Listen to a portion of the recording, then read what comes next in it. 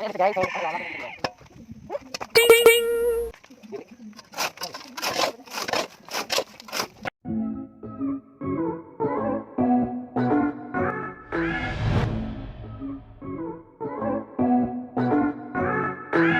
hey guys, welcome back to my channel. It's me, Cher Weng. And kung bago ka pa lang dito sa aking YouTube channel, ikaw ay mag-subscribe na at hit the tiny bell para updated ka sa aking mga video. Today's video, ang gagawin natin ay tutulong tayo sa paggawa ng anong tawag? Anong Tagalog ng tangkal sa baboy ma? Hindi niya alam. Tangkal. Gagawa tayo na tangkal sa baboy. Magbuhat ang tangkal sa baboy. Wag Tagalog. Bisaya. Ginta mo Bisaya. Taday. Okay, kulungan. Kulungan. Ayun. Pupunta na tayo sa site kung saan natin gagawin yung tangkal sa baboy or tinatawag nating kulungan ng baboy.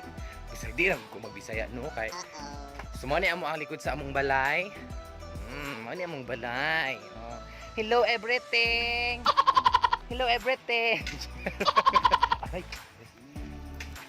Hello everything! Ayun na sila oh. So magawa na sila ng tangkal sa baso. So magsamok-samok ta diri para makatuon pud ta og buhat og tangkal sa baboy. Ayan. Alright, so diri na ta sa may kuan, sa likod sa may balay. So mo ni among tangkal sa baboy, so mo na among butangan buhatan karon og flooring. So para naami masudlan sa among mga kayamanan. Oh, di ba? So moadto na ta dito kay tabangan nato sila og buhat og tangkal sa baboy. Mo ni among likod sa among balay. So bugaw kaayo, pasensyahan ninyo. So magbuhat kami og tangkal sa baboy. So ayun na nga guys, so bubutahan na ng tubig ang siminto pagkahuman ani. So ini pagkahuman. Next na dayon daw ni, then pagkahuman butang dito sa tangkal sa baboy. So I'm with my tinawag na gani. Bayaw with my sister. Oh, di ba? Dito mo.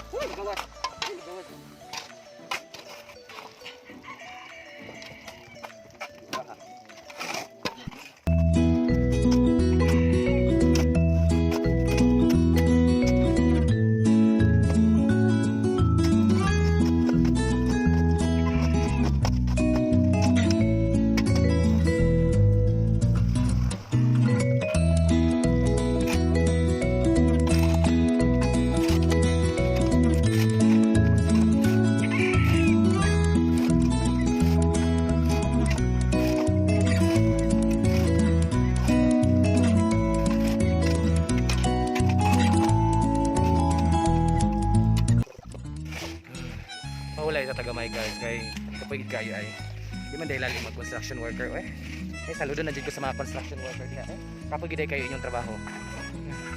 So mahulay sa po while sila nagpadayon gyapon sa ilang trabaho. Ayan. Suman ako papa, akong bayaw, akong igsoon nga babae, umanghod. So, ayun, gagawa na kami ng malapit na matapos ang kulungan ng baboy. Unyang idutog mo ayo. Sabah. Bigyan ka ni kanito sabah.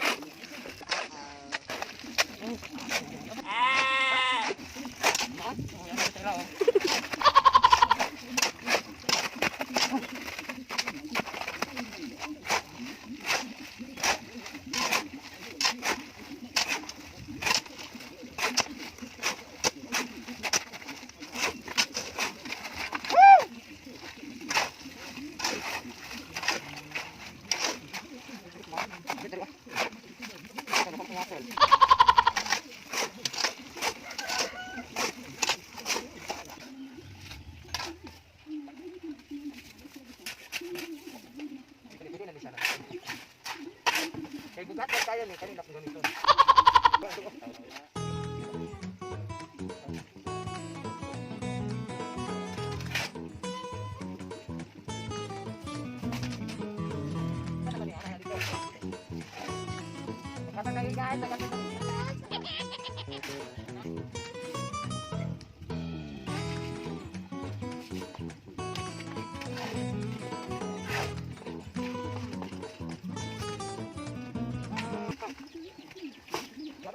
Na? Ano pala dito isa libre? Dali oh. Yungat.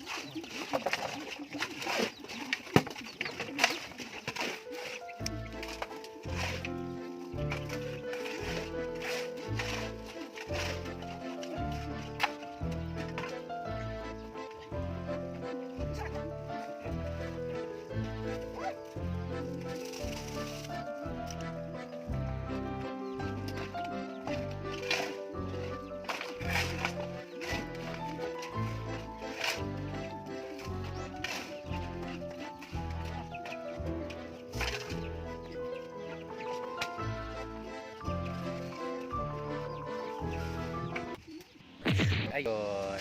Tapit na matapos ang amang tangkal sa baboy. Ayan mga kalab. Tapos na jud ang amoang tangkal sa baboy. So pwede na siya butangan og baboy. Naboy baboy.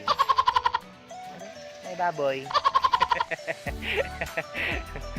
Ayan, so thank you for watching. Kamo dira nga mga nasa balay naka-home quarantine so para maging productive ang inyong adlaw. So magbuhat og mga butang maging katabang pud sa ato ang kuan sa ato ang pamilya. So magbuhat og tangka sa baboy para naatay daghan butanganan sa atong mga baktin. Okay. So laban lang tayo diha. So humana.